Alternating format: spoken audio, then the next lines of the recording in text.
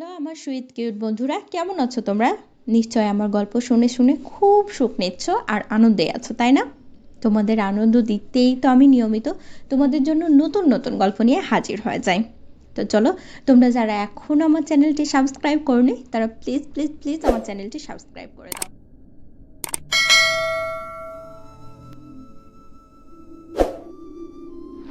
শীতের সকাল, জানালার বাইরে ধোঁয়াটে কুয়াশার ঢাকা পথ। ঘুম চড়ানো চোখ মেলে নীলা বিছানা থেকে উঠে বসলো। গায়ে মোটা চাদর চড়িয়ে সে বারান্দায় গিয়ে বসলো।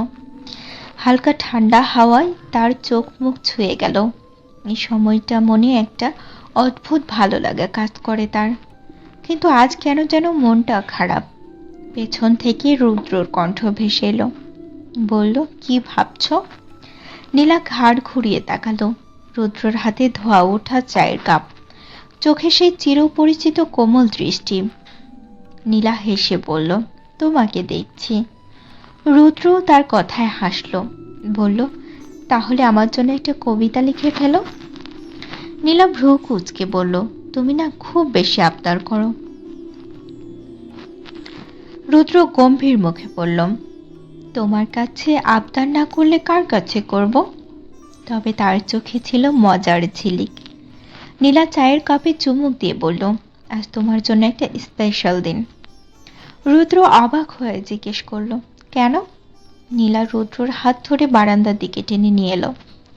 কুয়াশায় মোড়ানো শহরটা তাদের চোখের সামনে।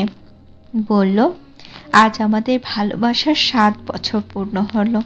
ভুলে গেছ? রুদ্র চমকে গেল, বলল, 7 বছর?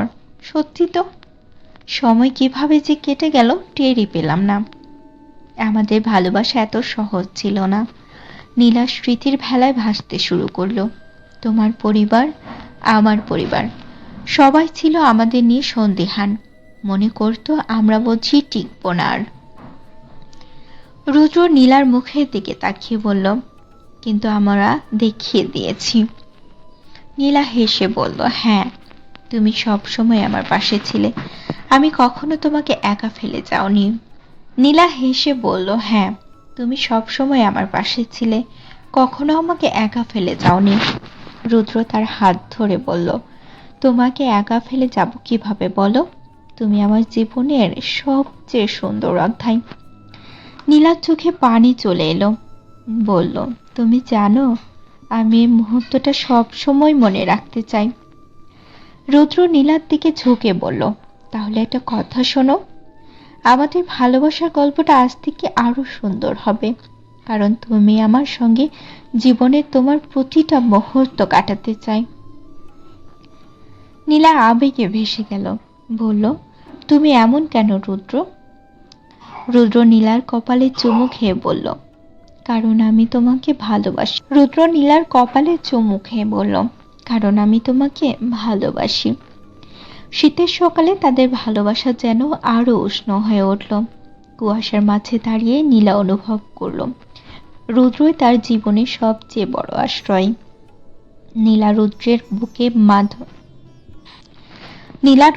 বুকে মাথা রেখে দাঁড়িয়ে থাকলো কিছুক্ষণ। শীতল হাওয়ার মাঝেও রুদ্রের স্পর্শ, সে উষ্ণতা খুঁজে পেল। এমন মুহূর্তে চারপাশে সবকিছু থেমে যায়, শুধু থেকে যায় ভালোবাসার স্রোত।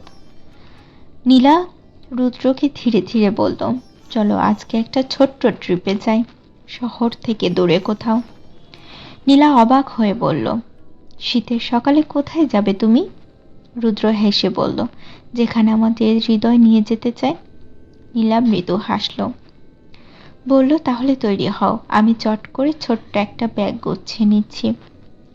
রুদ্র উচ্ছ্বসিত হয়ে বলল, তুমি না সত্যি অসম্ভব রোমান্টিক। নীলা কপট ভ্রু কুঁচকে বলল, তোমার কাছেই তো শিখলাম। কিছুক্ষণের মধ্যেই দুজনে রওনা দিল শহরের বাইরে। গাড়ির জানালা দিয়ে শীতল হাওয়া তাদের মুখ ছুঁয়ে যাচ্ছিল। রুদ্র গাড়ি চালানোর সময় এক হাতে নীলার হাত ধরে রেখেছিল। নীলা তার দিকে তাকিয়ে ভাবল, এই মানুষটা তার জীবনের সবচেয়ে সুন্দর উপহার। রুদ্র নীলা ধীরে ধীরে বলল, রুদ্র, তুমি কি জানো আমি তোমাকে কখন সবচেয়ে বেশি ভালোবাসি? রুদ্র কৌতূহলী হয়ে বলল, কখন? নীলা আবেগে ভেসে বলল, যখন তুমি নিস্তব্ধে আমার পাশে বসে থাকো, কোনো কথা না বলেও তোমার উপস্থিতি আমাকে পূর্ণতা দেয়। রুদ্র তার হাত চেপে ধরে বলল, তাহলে আমি প্রতিদিন তোমার পাশে এভাবে বসে থাকব। শুধু তোমার সঙ্গে থাকা আমার সবচেয়ে বড় প্রাপ্তি। শহর পেরিয়ে তারা পৌঁছালো নদীর ধারে। কুয়াশায় ঢাকা চারপাশে প্রকৃতি ছিল অপার্থিব সুন্দর। নদীর ধারে দাঁড়িয়ে নীলা রৌদ্রের হাত ধরে বলল, এটা যেন আমাদের ভালোবাসার প্রতিচ্ছবি, শান্ত কিন্তু গভীর। রুদ্র মৃদু হেসে বলল, তুমি এমন সুন্দর করে কথা বলো কিভাবে? নীলা বলল, ভালোবাসা এমনটাই শিখায়। রুদ্র নীলার কপালে আলতো চুমু খেয়ে বলল, তুমি আমার জীবনকে সত্যি পূর্ণ করেছ। তোমার সঙ্গে এই জীবন কাটানো আমার সবচেয়ে বড় স্বপ্ন।